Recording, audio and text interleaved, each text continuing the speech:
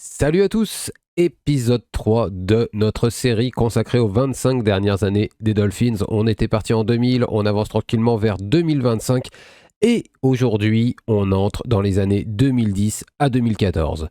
Une période marquée par un nouveau patron, Steve Ross, un GM qui divise, l'arrivée d'un quarterback espoir, Ryan Tannehill, et un gros scandale de vestiaire. N'oublions pas une ligne offensive qui a manqué d'investissement. C'est parti pour l'épisode 3.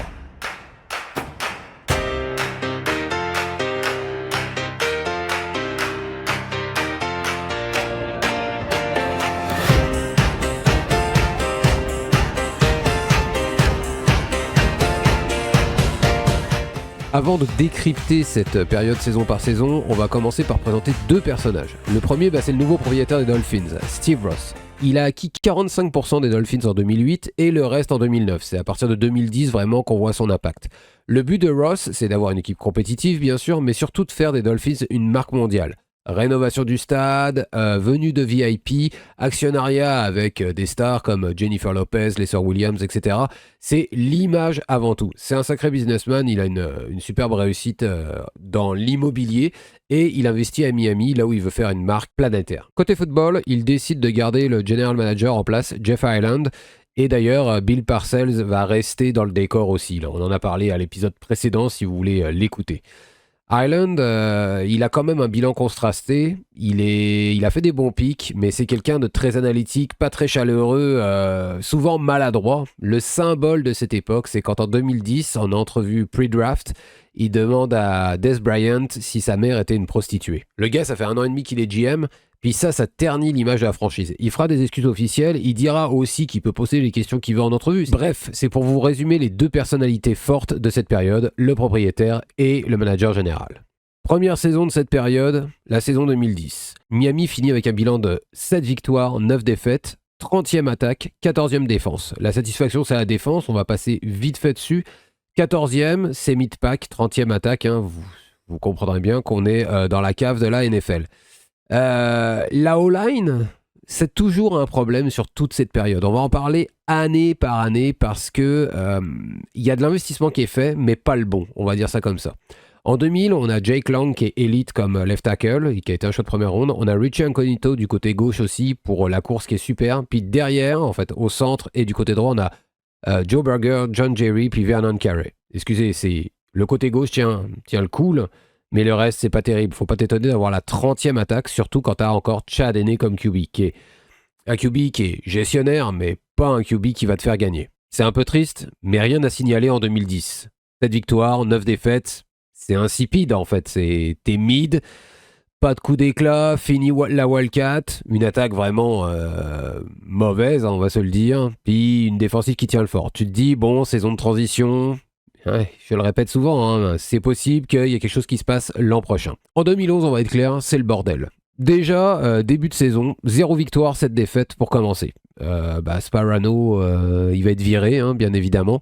Donc ça commence très mal, Sparano est viré juste avant le 8e match. Puis c'est surtout l'ambiance générale le problème. L'année d'avant, il y a eu l'histoire entre le manager général puis Dez Bryant. Là, cette année, c'est le propriétaire Steve Ross qui fait des appels du pied dans les médias à Jim Harbaugh. Finalement, Harbaugh, il viendra pas, mais Sparano est en poste pendant que Ross, il en parle. Est-ce que Ross a voulu mettre la pression sur son entraîneur pour qu'il se réveille, etc. Finalement, on ne saura jamais. Sparano est viré, Todd Bowles finit la saison. 6 victoires, 10 défaites. On perd encore une victoire. 20e attaque, 6e défense. Il y a quand même du progrès partout.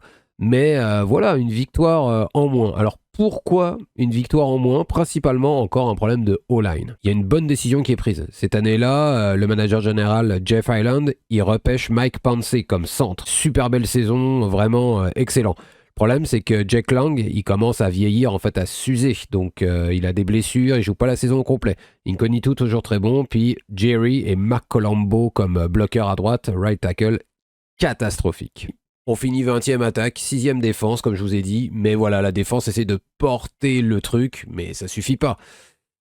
Et voilà, on a encore une équipe qui stagne, comme je disais, 6-10, puis pas réellement de plaisir, là. On est dans le gris. Donc, Todd Bowles finit la saison, comme on a dit un petit peu plus tôt, et il va falloir trouver un nouvel entraîneur. En 2012, saison historique.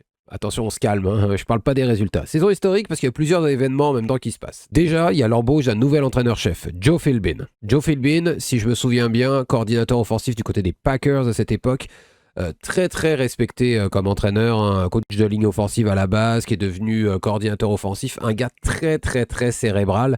On change complètement de casting avec Tony Sparano. Sparano qui était un gars éclatant. On change le casting et on essaye une nouvelle recette. Donc on amène Philbin. Philbin, là, il y a beaucoup de fans qui ne l'aiment pas parce que ce qu'il dégageait, mais il a tellement l'air d'être un bon monsieur, là, calme, etc. Bref. Et surtout, repêchage de Ryan Tannehill en première ronde. On va chercher Ryan Tannehill, 8e position de la draft cette année. C'est le premier QB choisi par Miami depuis Dan Marino en 1983. C'est pour ça que cette saison est historique. 30 ans que les Dolphins n'étaient pas allés chercher un QB en première ronde. On peut penser que c'est normal. T'as eu Marino pendant quasiment 20 ans. Voilà, t'as pas besoin d'aller chercher un QB en première ronde quand t'as Marino. Ça, c'est une mentalité. Moi, je vous dirais que la concurrence, j'aime bien ça. Première ronde, c'est peut-être fort quand t'as un gars comme Marino. Mais de toute façon, là, on est déjà en 2012. Ça fait 12 ans. 12 ans que Marino est parti à la retraite. Faites une comparaison. Brett Favre, Aaron Rodgers. Les Packers, là, qui sont une franchise respectée, là, qui sont toujours en playoff, toujours performants, ils n'ont pas attendu que Favre soit fini pour aller chercher un QB pour le remplacer, Aaron Rodgers. Ils l'ont amené dans le système, puis à un moment donné, ils ont dit, bah regarde Favre, il va falloir que tu quittes. Là, Miami, ça fait 12 ans que leur superstar est parti, leur QB numéro 1, et c'est seulement là qu'ils vont chercher un QB en 8e position à la draft. D'ailleurs, en parlant des Packers, ils ont fait la même chose avec Jordan Love. Aaron Rodgers était encore là, puis ils sont allés chercher Love au repêchage.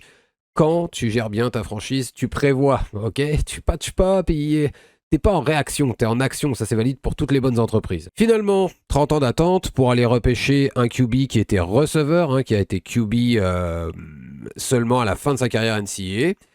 Et surtout, on va lui demander de performer lors de sa première saison derrière une O-line bricolée. On a encore Long qui a des problèmes de blessure, Incognito, super, Pouncey au centre. Vous me dites, ouais, c'est pas mal, mais John Jerry à droite, c'est pas terrible. Et Jonathan Martin, qu'on est allé chercher la même année, il est recru, mais il est trop jeune, il est fragile psychologiquement.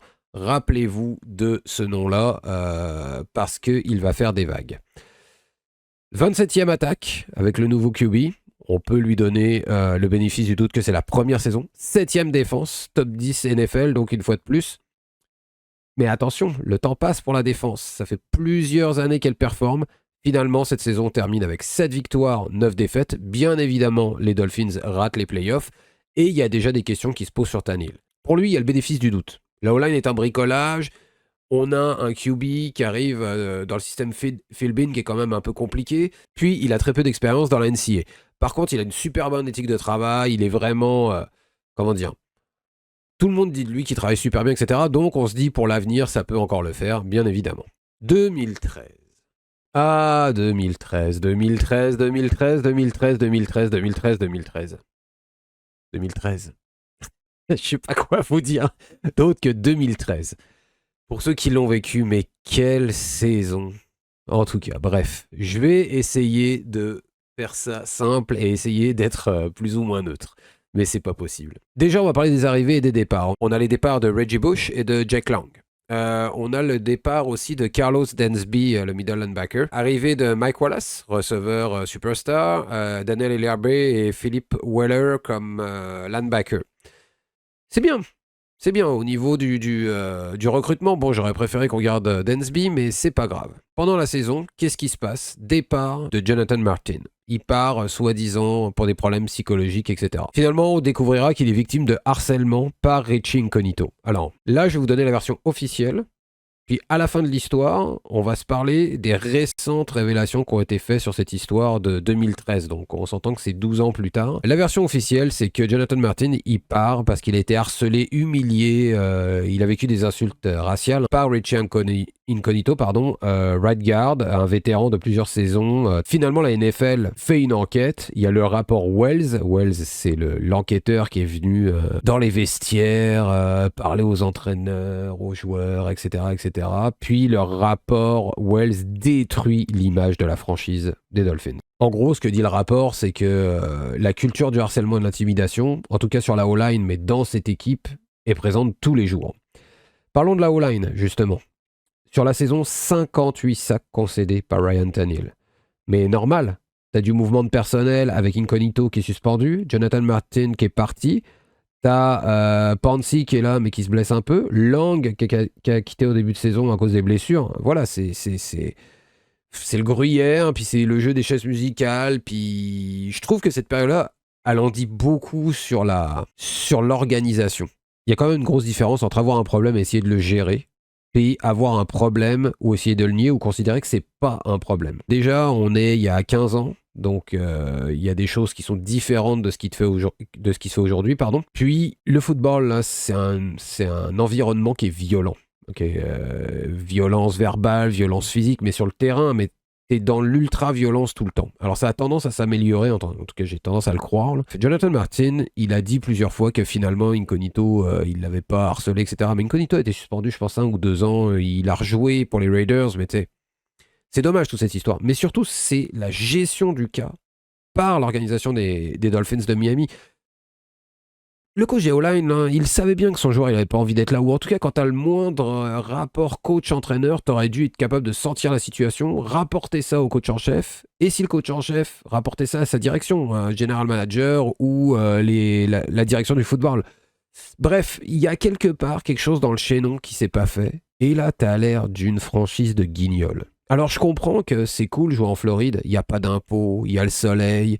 Il y a le party tous les soirs, etc. Mais ça a détruit l'image de la franchise. T'as déjà du mal à avoir une équipe compétitive pour X ou Y raison, principalement en raison de ton incompétence, mais bref. Puis là, tu vas te priver de gars qui veulent gagner le Super Bowl parce qu'un vétéran, il sait que ça existe ces trucs-là. Mais il vient de se rendre compte que c'est pas géré. Surtout qu'il y a énormément de monde qui suivait pas le football, qui s'y ont intéressés. Hein. C'était rendu avec CNN dans les vestiaires des Dolphins, etc. Donc ça a été un fait divers pour la société. Pour ceux qui regardent le foot un peu mais qui s'y intéressent pas, c'était genre « Ah, ça arrive jamais !» Mais non, attendez, je répète, hein, un vestiaire de football, c'est très violent, c'est très intense, etc. Mais il y a des limites à ne pas dépasser et surtout, il faut gérer les problèmes.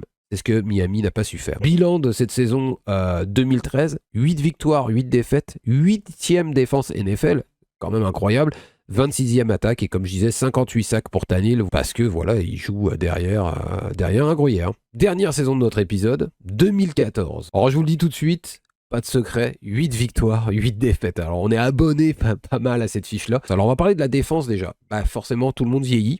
Mais 20e défense, si t'as une attaque de feu, ça le fait quand même. En attaque, progression majeure de Ryan Tannehill. Mais c'est pas, ça sort pas de nulle part. Déjà, le gars, il progresse parce qu'il y a plusieurs saisons. Ça fait plusieurs années qu'il est dans le système. Phil Bean arrive à imposer sa touche un peu. Puis, gros investissement au niveau de la O-line. Brandon Albert, Mike Pouncey, Satele, Jawan James comme rookie à droite, quand même assez fiable. L'intérieur au niveau des gardes c'est toujours un peu limite, mais la protection du QB est très bonne. Tu te dis, t'as cette base là, l'année d'après tu vas te chercher des gardes, puis ça peut être beaucoup mieux. Le bilan de ces 5 saisons c'est terrible. 2010 7-9, 2011 6-10, 2012 7-9, 2013 8-8, 2014 8-8. L'attaque 30e, 20e, 27e, 26e, 11e. Boum, progression. Défense 14e, 6e, 7e, 8e, 20e. Bah oui, c'est sûr, tu aurais investi plus. À un moment donné, ta défense qui a tenu le fort, ou hop, ça. C'est ce qu'on a parlé sur l'épisode précédent. C'est quand tu n'investis plus quelque part, les autres progressent parce que toi, tu stagnes. Tu stagnes, mais les autres équipes stagnent pas, donc tu vas descendre un petit peu.